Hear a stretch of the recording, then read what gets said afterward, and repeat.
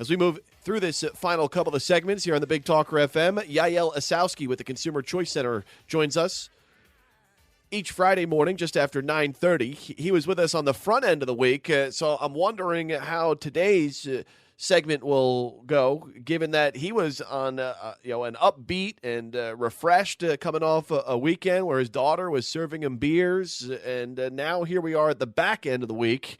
And I'm wondering what Yaël's up to all the way out there in Vienna, Austria this morning. Yaël, my friend, it's always a pleasure. Well, thanks so much, Joe. Yes, it is a pleasure. Do I still have the upbeat attitude I had at the beginning of the week? Well, it gets worn down over the week, as you all know. So then you get refreshed and built back up over the weekend, right? Isn't that the purpose of the weekend? Yeah, of course. It's to build up that fire so you remember why we do what we do and why we take the time to get up early in the morning to kiss goodbye to our kids. I mean, for me, it's just to my office, but to you, it's to the radio station and to make a difference. And though I always have a inkling at the back of the mind that things are getting worse, I know overall things are still getting better. And it really is thanks to people who are doing exactly like we're doing each and every day. Yaël Ossowski with the Consumer Choice Center is with us here on the Big Talker 106.7 FM. He's the host of the Consumer Choice radio show. He and David Clement take you through the world of consumer choice around the country and throughout the world every Saturday morning from 10 until 11 a.m. here on the Big Talker FM. Yaël, we've covered it extensively, and in fact, before I even knew you, you were following the efforts of the World Health Organization and what they've been up to. Of course, President Trump, right at the beginning of his term in office, pulled the United States out of this agreement with other nations as this kind of branch out of the United Nations, saying, listen, your organization does not have our best interests in mind. You waste a lot of our money, and as a result, we're pulling back.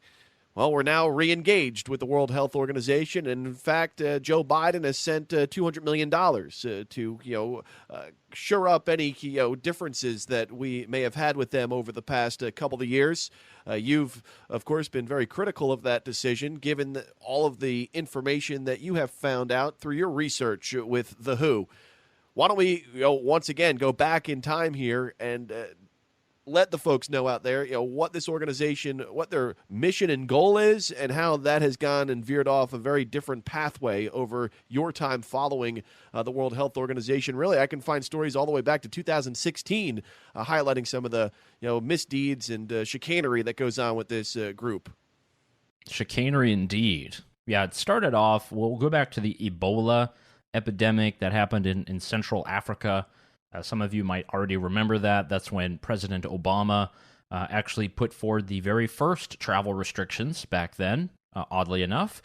And that was really the first larger test in the new century when it comes to the World Health Organization and global disease outbreaks. And they really missed the ball on that one. They were too late sending in their own experts. They weren't able to assess the situation. And essentially the people of the Central African nations where Ebola began spreading, they just didn't really have the materials and they didn't have the scientific knowledge that many of these experts at the World Health Organization had. And there were a lot of people who were trying to understand why. The World Health Organization itself put out reports kind of explaining and saying they had failed, they had shortcomings, but that didn't really stop them. They kept on. And thanks to Michael Bloomberg, our favorite doomed Democratic presidential candidate, he funneled billions of dollars into the World Health Organization so they would focus on these things called non-communicable diseases, and that is everything related to smoking, to alcohol, to sedentary practices, meaning people not getting enough exercise. And that really changed the focus of the World Health Organization. That's back in the mid-2000s.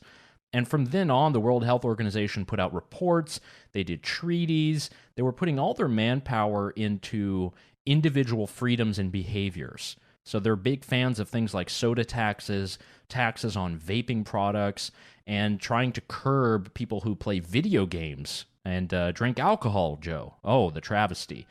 And that's where we started seeing that things were going awry because there are real public health crises and outbreaks. So that's why in the beginning, this is even before the pandemic. We were criticizing the World Health Organization. This is an organization where the executives, they all take business class flights. They have huge expensive conferences in the Seychelles or some other Caribbean island at times. And we started criticizing them very early. And then as soon as we got the news of what was happening in China, the World Health Organization was very slow. They trumpeted many of the same lines as the Chinese Communist Party. And all these months later, we know that because of that dithering, because of that mission creep onto these other different topics, that means that they dropped the ball on the early part of the pandemic. And then the news that we just got this week is that, as the Joe Biden administration has said, we're rejoining the World Health Organization as Trump took us out last year officially. Now we're back in, but there are no concessions. There are no questions on what happened in China. And a lead of researchers from the World Health Organization have not even been able to put together a comprehensive report of what happened in Wuhan, China. And we're still waiting on that. It's been over a year, if we remember. I'm sure all of your listeners who maybe have not been able to work or had their businesses go south, they definitely feel that 1 year. But it seems that now the World Health Organization is continuing on. The Chinese are not letting anyone investigate. They're getting stonewalled at every single aspect of it. And the Joe Biden administration is just going along to get along. And this is very unfortunate because this has impacted all of our freedoms, all of our lives. And it's just because of this organization and how it was led astray. And I find that very sad. And these investigators recently wrapped up, right? A trip to Wuhan, and were set to release something as far as what they had thought had gone on in that region of China. And we're just getting nothing for our dollars once again. And in fact, just in good taste, the United States has decided that we're going to, as I mentioned, shoot over $200 million just to, sand out any rough edges that may have popped up over the past couple of years under Orange Man Bad. I mean, really, when we look at the mission of the World Health Organization and what we're getting at for it, I think it's just largely. I mean, why? Why are we with this organization, Yaël, in your mind, and what's the purpose of this? We're becoming less and less healthy as a nation overall. We're in the middle of and on the back end now, hopefully, of a pandemic that they could have got and jumped out in front of if their mission was centered on world health. Yet here we are, wasting our tax dollars for another organization that is just filled with bureaucracy and waste. And really, it comes down to that mission creep that I was talking about. This is an organization that was supposed to protect global health, to be there to respond to outbreaks and epidemics that are localized and in various communities. And whenever we have large-scale pandemics, they're supposed to have the expertise, the knowledge, the equipment. They have the policy responses, but they had none of that from the get-go. All they had was the word of the Chinese Communist Party telling us all kinds of things. The same regime that was disappearing doctors and journalists who were reporting on it from the very beginning. And to answer the first part of your question, Joe, the committee that was supposed to produce this report, they did go to Wuhan, China. They tried to interview scientists and other people. I mean, we don't even know where it came from. There are many theories that are out there. There's one that's called the lab leak theory that has been opined on by many people. But we really just don't have any definitive information. And the main reason is because the Chinese communists have said any information that comes out of this report needs to be approved by its health ministry. They need to have Chinese experts sign off on everything. And considering the authoritarian nature of this government, there's absolutely no doubt that this will be plenty of falsehoods. And the Chinese are even claiming that the outbreak started in the U.S., thanks to frozen food factories. I mean, there's all kinds of stuff here that is really unsettling. And if you had a global organization like this that would actually have a little bit of cojones, they would actually call this out and present us with the truth, because that would mean that we can actually focus on the things that matter, and we can help make our domestic populations safer from these outbreaks, healthier overall, reduce costs, and hopefully avoid any of these type of lockdown situations in the future. I mean, at the end of the day, Yael, is it just China runs the world at this point? They have their fingers pretty much in everything. You're in Europe, and I know a little bit about my old country of Italy, where my family is from, and how they've basically taken over the manufacturing industry in many of these small towns that produce Italian leathers and some of those big name corporations that are known worldwide. Many ports of entry throughout Europe and elsewhere around the world owned by Chinese companies. We have well documented information here within our universities and colleges. Many professors and others within the places of higher learning here, on the payroll of organizations from China. In fact, when we talk about the World Health Organization, they this week also defending their appointment of a U.S. doctor who basically was funneling in through a nonprofit group, more than $500,000 to the Wuhan Institute of Virology, which is where many people claim this virus came from. China has its fingers in everything, and no one seems to want to look at it except a guy by the name of Donald Trump, and he was criticized for it. But he did, for sure, I think, bring a lot of eyes and attention to this. I think that's true. Definitely the presence and the rhetoric of Donald Trump did refocus a lot of this. I mean, we so long we were talking about Russia, Russia, Russia, when we actually had a very active kind of international Chinese network. And, I should be very clear, this has nothing to do with the Chinese people. It has everything to do with the upper echelons of the Chinese Communist Party, and then also all of the executives and managers in various companies that, by law, must have Chinese Communist Party members on their board. And there is a level of oversight when it comes to their companies that would never, ever, ever pass muster here in the United States. I mean, could you imagine you needed to have one officer from the federal government on every corporation in the United States? That would never pass. But that's what happens in China. And I think people are beginning to understand what's happening. And, a lot of it is because China wants to learn from the United States. They want to take a lot of practices. They want to take what our scientists are doing in universities and replicate it and implement it into China, or they just steal the intellectual property when people go to China and have to partner with the government to sell their products or set up their factories. So there's a lot to look out here. I think people are more critical. We're understanding this. And I really do think the United States and China and whatever that foreign policy is, that is actually going to come to define the Biden administration more than anything else. We think it's the stimulus. We think it's, the first female Treasury Secretary type language that comes from Jen Psaki, who is the White House press person. But really, it's going to come down to China and our relationship with the Chinese Communist Party. There's a lot of questions to ask. There's a lot of bad ways to go about this. And so far, that really seems like that's the kind of route that we're on. And in fact, in the build-up to this administration, a lot of questions that were not asked by members of the media as far as ties to the Chinese communists and many other businesses within that land and family ties that the Biden administration has.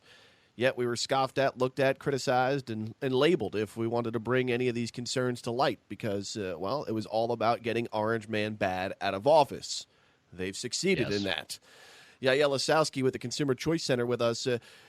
Is there such a thing, Yaël, as too much choice in our society? At least one opinion editor believes so with the New York Times. His name is Paul Krugman, and at a time when a bunch of Neanderthals are out there in Texas, Mississippi, now Connecticut apparently, because they're lifting restrictions, no more capacity limits on restaurants and other types of establishments, retail stores, gyms, churches, Connecticut lifting that, announcing it yesterday. Do we have too much choice? I mean, over the past year, we've been very limited in what we can access and why we can do it. Paul Krugman says, we should have our handlers, and our handlers, I guess, should be the government, right? And how we go about consuming all the great goods and services that we purchase day to day. So to give some background for your listeners, Paul Krugman is he's an economist. He won a Nobel Prize for something that has nothing to do with his daily work, by the way. His thesis and why he got the prize is actually very worthy because it was all about how markets work. But in his sort of from his pedestal there as a columnist at the New York Times, otherwise known as the newspaper that tells everyone else how to live, He has an argument here that basically we have too much choice in our society when it comes to healthcare, when it comes to electricity, when it comes to banking options. It's just too much choice. People are not smart enough to make their own decisions, and it leads to everyone making bad decisions. Now, this on its face is exactly what you think it is. It's just the typical elitist model. It is the model of thinking that is best for us to decide for you. I mean, it's exactly like Michael Bloomberg and the World Health Organization in the other example. He's saying that because there is so much choice between different health insurers, for instance, that leads to people making bad decisions. Well, that the entire point about having so much choice is that the best can win, and we have rich competition that makes it better for everyone. And I think it's once again just another elitist mindset. The reason that we have so much wealth in our country is because we have so much competition and free choice. And yeah, you know what? Some people will make mistakes, like I've made mistakes. You've made mistakes. We all have, but we learn from that and we become better. And I think that's something that Krugman and his ilk kind of overlook. It's very infantilizing, treating us all like children and not like mature adults. We have to be able to learn. We have to be able to make mistakes. And I think this type of thinking that is all too often playing out in many different committee hearings in Washington, D.C., and across many local governments across our entire country, it's just wrong. I believe in the people, Joe. I think you believe in the people, too. And it's up to them to make the best choice, not to the people who sit on our elite coasts to make that for us. Yaël Ossowski with the Consumer Choice Center with us here this morning. And in speaking of consumer choice and how limited it has been over the course of the past year, learning from things, adapting and adjusting to the new times should be very interesting to see where we go in the not so distant future, hopefully, as more and more states buck some of the recommendations that are being made by the Biden administration, Dr. Fauci, and lifting some of these restrictions that have been in place for a year now. And that's not to say private business can't make decisions on their own as far as capacity limits or mask mandates within their establishments. They're free to do so. It just means the government is getting out of the way. Quickly, to go back to consumer choice in regards to healthcare, I know you've highlighted that in a couple of pieces that have been published throughout the country. What are some options that you feel when it comes to healthcare, because that's always a hot topic, and the cost and the effectiveness as it relates to the quality of care? What types of things in your eyes could help improve that situation for consumers around the country? I think there are many different options that people can take. They don't always need to just go along with what, let's say, your employer would prescribe you or what others will say. There are great different services. One thing that I always recommend is something called direct primary care. It's the ability for you to actually have a subscription with your personal doctor. That is a great service. It's one I use myself right there in North Carolina outside the Charlotte area. I know there are plenty in Wilmington. And that allows doctors to not have to put all their money in administrative staff who understand insurance claims and all the rest. This is a simple subscription. It's how it used to be with doctors, and I think that really makes costs much lower. You have more personal time with doctors and just improves so much innovation. We have the same with concierge medicine and concierge doctors. And, just look to something so simple as your health plan. I think it's much the same when it comes to your normal health care and your dental care, too. We're often just signing on the dotted line for our employer insurance, but actually sometimes it's a bit cheaper to use individual health options. I really like the high deductible sort of catastrophic insurance. I think that is a very good option, particularly for young people, young families. I think that makes a lot of sense. We have all these different types of programs that exist, but often people are just too scared or don't have the knowledge. And instead of listening to Paul Krugman, who says you shouldn't even have these choices anyway, people can get informed about them. They're everywhere. There are many I know in the Wilmington community that people can look into. I think that's really the best way to empower yourself and your family. So whether it be with your normal health care and your doctor, or even your dentist. I learned that actually it's something like 70% of people who have dental insurance have it through their job, and I bet you they couldn't explain what it is. And that's something to where there are new innovative apps and services. Another one is called Levels. This is like a great little app where it's essentially your dental insurance in an app. And everything is just like you want it, on demand. I think it's just another model. There's probably like thousands more of innovative products. I'd love to hear more about them if you guys have any from the listeners. But yeah, Joe, there's plenty of these options out there, especially in Wilmington, and I think it would very much benefit people if they looked into them. And I think in large part, like you said, people get comfortable because their job provides a certain level of care, and there's just a bit of a knowledge gap there for for others and those who do enjoy the comforts of those types of benefits that are offered by their employers. Yaël, thanks so much for the time today. I know we're running short, but twice in 1 week, that's pretty good. We started the week with you, and we'll end it here on a high note. Happy birthday to your little girl. Her second birthday was yesterday. Yeah, a great experience for you and the fam. I know it. Well, thank you so much, Joe. It's great to be able to celebrate a little bit outside. But, yeah, we're still kept a bit indoors. But, yeah, thanks for that, Joe, and hope we can celebrate there in person in Wilmington very soon. We look forward to it. I know getting the two kids together will be awesome. Hopefully, when you get here later on this spring or into the summer, we can get outside and head to the beach for a beautiful beach day with our families. Looking forward to it. Yaël Ossowski with the Consumer Choice Center. You can hear Yaël and his tag team partner, David Clement, tomorrow, 10 a.m. here on the Big Talker FM, the latest episode of Consumer Choice Radio.